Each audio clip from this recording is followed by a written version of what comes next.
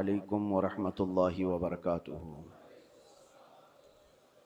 अल्हम्दुलिल्लाहि वकफ़ा वसलामुन अला हबीबिहिल मुस्तफ़ा अम्मा बअद फ़अऊज़ु बिल्लाहि मिनश शैतानिर रजीम बिस्मिल्लाहिर रहमानिर रहीम अल्लज़ीना आमनू व तत्मइन्नु क़ुलूबुहुम बिज़िक्रिल्लाह अला बिज़िक्रिल्लाहि तत्मइन्नुल क़ुलूब सदक़ल्लाहु मौलाना अज़ीम। बारगाह रिसालत मुआब सल्लल्लाहु तआला अलैहि वसल्लम में दुरूद पाक का हदिया पेश करें। अल्लाहुम्मा सल्लि अला सय्यिदिना मुहम्मदिन मअदनिल जूदि वल करम व आलिहि व अस्हाबिहिल किराम व इब्निहिल करीम व बारिक व सल्लिम सलातन दाइमतन सरमदन अबदा। अज़ीज़ान गिरामी वक़ार, अल्लाह के रसूल सल्लल्लाहु तआला अलैहि वसल्लम इरशाद फरमाते हैं, अला व इन्न फिल जसदि मुदग़तुन इज़ा सलुहत सलुहल जसदु कुल्लुहु व इज़ा फसदत फसदल जसदु कुल्लुहु अला वहियल क़ल्ब। हुज़ूर पाक सल्लल्लाहु तआला अलैहि वसल्लम का फरमान आलीशान है कि आगाह हो जाओ, जिस्म के अंदर गोश्त का एक ऐसा टुकड़ा है, सबके जिस्म के अंदर गोश्त का एक ऐसा टुकड़ा है कि अगर वो सही हो गया तो पूरा जिस्म सही है, और अगर वो बिगड़ गया तो पूरा जिस्म बिगड़ जाएगा। वो क्या है? अला वहियल क़ल्ब। मेरे आका फरमाते हैं आगाह हो जाओ, वो दिल है, वो दिल है। दिल अगर सही रहा तो पूरा जिस्म सही रहेगा। साइंटिफिक तरीके से भी देखा जाए, जिस्मानी या हयातियात बायोलॉजी के एतबार से देखा जाए तो भी जिस्म के अंदर दिल का बड़ा मकाम है। रूहानी एतबार से भी, इस्लामी नज़रिए के एतबार से भी दिल का बड़ा मकाम है। उसको रईसुल आज़ा कहा गया है। सारे आज़ा का, हमारे सारे बॉडी के पार्ट्स का बादशाह है। उसके सही होने को मेरे आका सल्लल्लाहु तआला अलैहि वसल्लम ने इसीलिए फरमाया कि अगर वो सही हो गया तो पूरा जिस्म सही है। तुम्हारी आंखें सही काम कर रही होंगी, तुम्हारे हाथ और पैर सही काम कर रहे होंगे, तुम्हारी जुबान सही बोल रही होगी, ज़हन और दिमाग सही काम कर रहा होगा। लेकिन दिल अगर बिगड़ गया है, इसके अंदर दूसरी चीज़ें भर गई हैं, तो फिर हर चीज़ फसादी हो जाएगी। उसकी आँखों से भी, उसके हाथों पैरों से भी, उसकी ज़ुबान से भी बुराइयां ही सादिर होने लग जाएंगी। तो इसीलिए औलिया इकराम के मदरसे में ख़ास तौर पर दिल की सफाई पर तवज्जो दी जाती थी, जिसको तज़किये क़ल्ब कहा जाता है, तस्फ़िये क़ल्ब कहा जाता है। सफाई, दिल की सफाई और दिल की पाकीज़गी, ये बहुत ज़रूरी चीज़ है। इसके बग़ैर आदमी के अंदर कोई चीज़ ठहरती नहीं। और दिल का मामला ऐसा है कि पल में तोला पल में माशा, कभी इधर का होता है कभी उधर का होता है। अभी कुछ और सोच रहा है, थोड़ी देर के बाद कुछ और दिल में आ रहा होता है। कल्ब कहते हैं पलटने की चीज़ को। अरबी में जो पत्ता हवा में गिरा हुआ होता है, सूखा पत्ता, और देखिए हवा में वो कितने बार इधर से उधर होता रहता है। तो इसी तरह से दिल को भी कहा गया है कि ये हवाओं की तरह, पत्ता जिस तरह से उलट पलट होता रहता है, दिल का भी मामला वही है। और दूसरी एक हदीस है, अल्लाह के रसूल सल्लल्लाहु अलैहि वसल्लम इरशाद फरमाते हैं, तुम क्या समझते हो कि दिल तुम्हारे कंट्रोल में, तुम्हारे काबू में? इन्नल क़ल्ब बैन इस्बअयिर रहमान, बेशक दिल अल्लाह की दो उंगुश्ते कुदरत के बीच में है, जिस तरफ चाहे रब ताला उसे घुमा दे। इसीलिए रसूल करीम सल्लल्लाहु तआला अलैहि वसल्लम जब नमाजों में दुआ करते थे तो एक दुआ हुजूर से ये भी साबित है, हमेशा मेरे आका ये दुआ करते थे, या मुक़ल्लिबल क़ुलूबि सब्बित क़ल्बी अला दीनिक, ऐ दिलों को फेरने वाले खुदा, मेरे दिल को अपने दीन पर कायम रख। ये दुआ आप भी किया करें कि रसूल करीम सल्लल्लाहु तआला अलैहि वसल्लम ने हमें तालीम दी है इस चीज़ की कि दिलों को फेरने वाले खुदा, आज तो दिल तेरा, आज तेरी तरफ से दिया हुआ ये दिल इस्लाम पर है, ईमान पर है। क्या पता कल का आने वाला दिन इस दिल को किस तरफ फेर दे।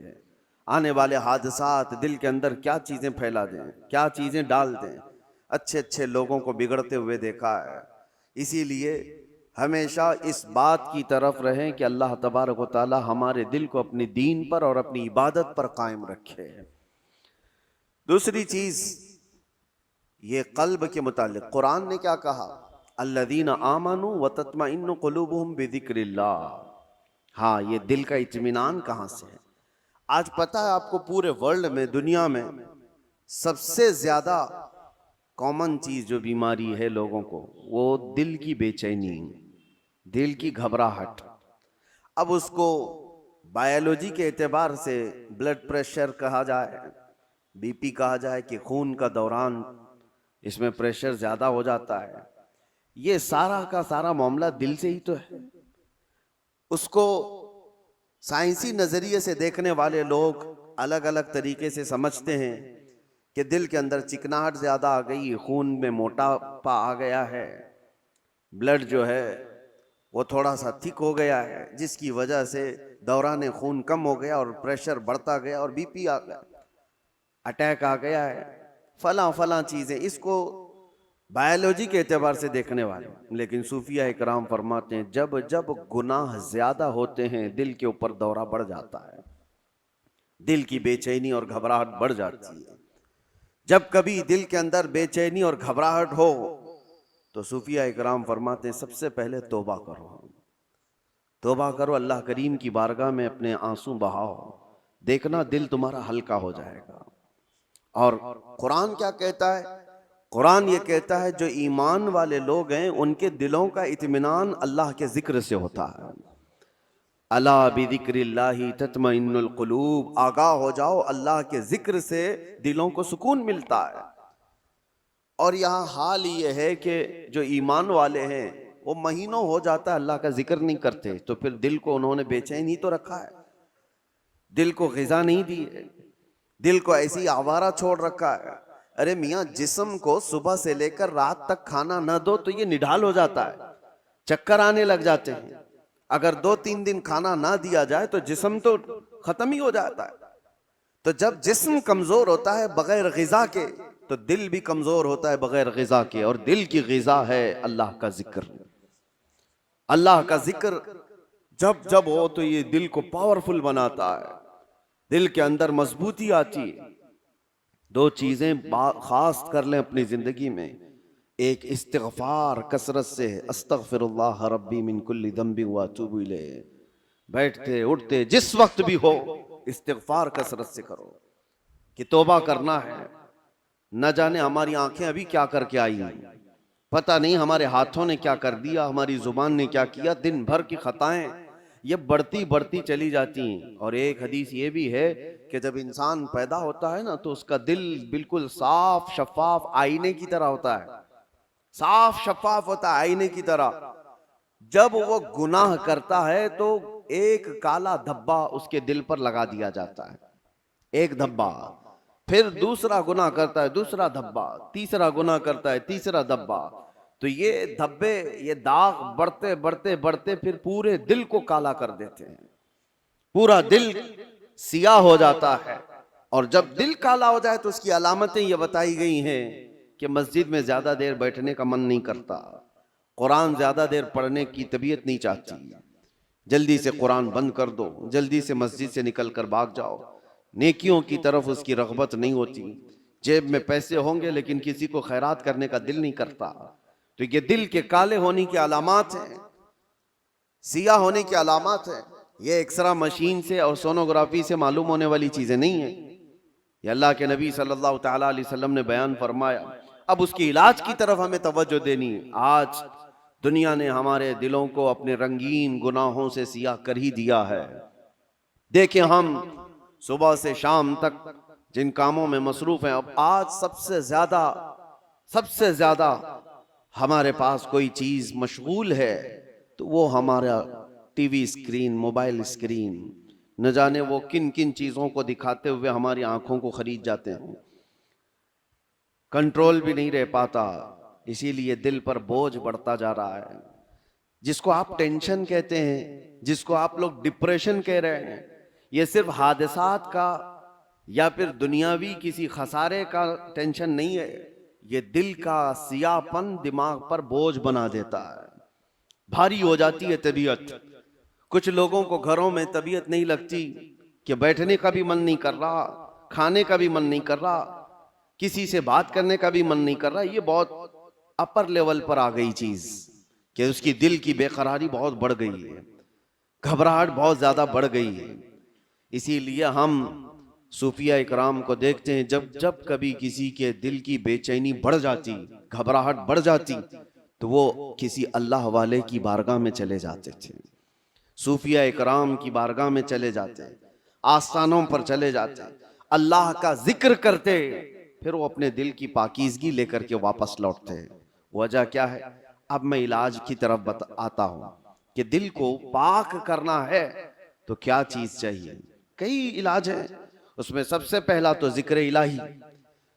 अल्लाह के रसूल सल्लल्लाहु ताला अलैहि वसल्लम ने जो फरमाया उसको भी मैं आपके सामने रखता हूं। पहले हम चल रहे हैं कि इस्लाम में हर चीज के पाक करने का तरीका बताया गया।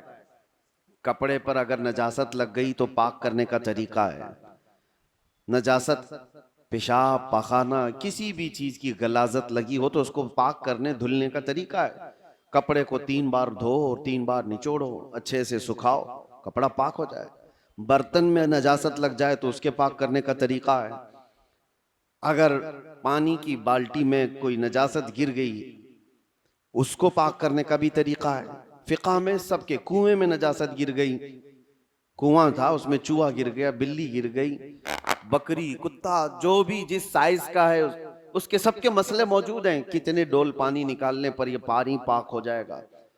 जमीन के पाक करने का भी तरीका है। जमीन पर अगर नजासत लगी, मिसाल के तौर पर किसी जानवर ने लीद कर दिया, गोबर कर दिया, अब नजासत तो लगी है, उसको पाक कैसे किया जाए? तो फिक़ा का कानून है कि जोर बारिश हो जाए या आप तेजी से उस पर पानी बहाओ और फिर तेज धूप पड़ जाए, जमीन सूख गई तो वो जमीन पाक हो गई, क्योंकि अब उसको निचोड़ा नहीं जा सकता। जमीन तो जहां है वही।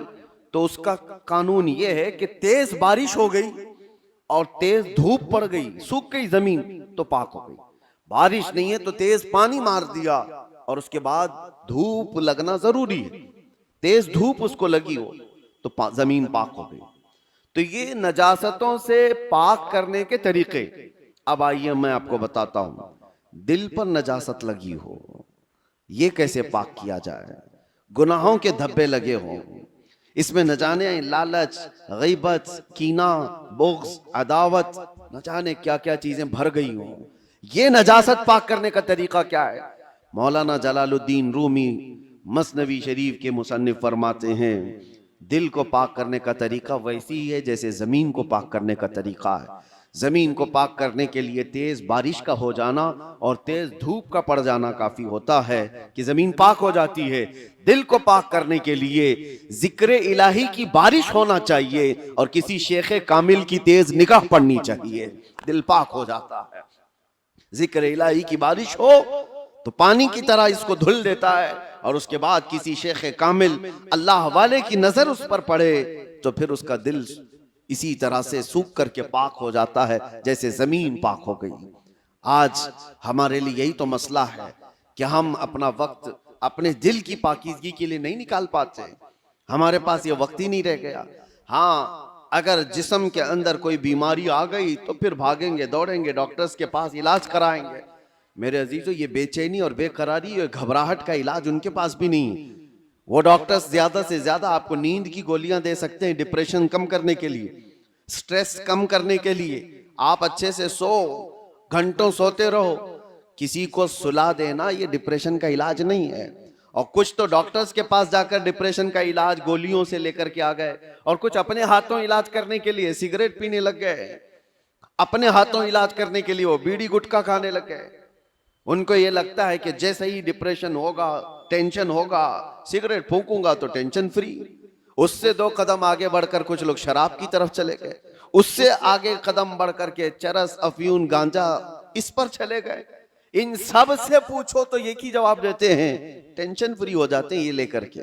सिगरेट वाला भी, शराब वाला भी, चरस गांजे वाला भी, उसको ये लगता है कि ये लेने के बाद ऐसा लगता है मैं हवाओं में उड़ रहा हूं, उसके बाद नशा उतरने के बाद फिर क्या होता है? ये तो उस तरह से है खुजली की बीमारी, जब तक खुजाते रहो अच्छा लगे, हाथ छोड़ दो तो फिर जलन शुरू हो जाए, चमड़ी छिल जाए। गुनाहों का यही मामला है, करने के वक्त थोड़ी सी लज्जत, लेकिन वो बड़े दाग धब्बे छोड़ जाते हैं, बेचैनी और बढ़ जाती है, घबराहट और बढ़ जाती है। मैंने तड़पते हुए लोगों को देखा है जिनको नशा नहीं दिया गया, जो नशा के एडिक्ट थे, उनको अगर अचानक रोक दिया गया तो फिर वो हाथ पांव ऐसे मारते हैं कि उनके हाथ में चाकू आ जाए तो किसी को मार भी डालें, उनके पास जो कुछ भी आ जाए वो सामने वाले को कत्ल भी कर दें अपने नशा के लिए। वजह क्या है? दिल को इतना बेचैन और बेकरार कर दिया उन्होंने दुनियावी ये गलाजतों से इलाज करने के चक्कर में कि वो दिल की बेचैनी हाई लेवल पर बढ़ गई। दिल की बेचैनी और बेकरारी नशा से सही नहीं होती, दिल अल्लाह का बनाया हुआ है, ये रहमान का बनाया हुआ है, इलाज भी उसी के जिक्र से मुमकिन है। अल्लाह ही के नाम से ये दिल को सुकून मिलता है।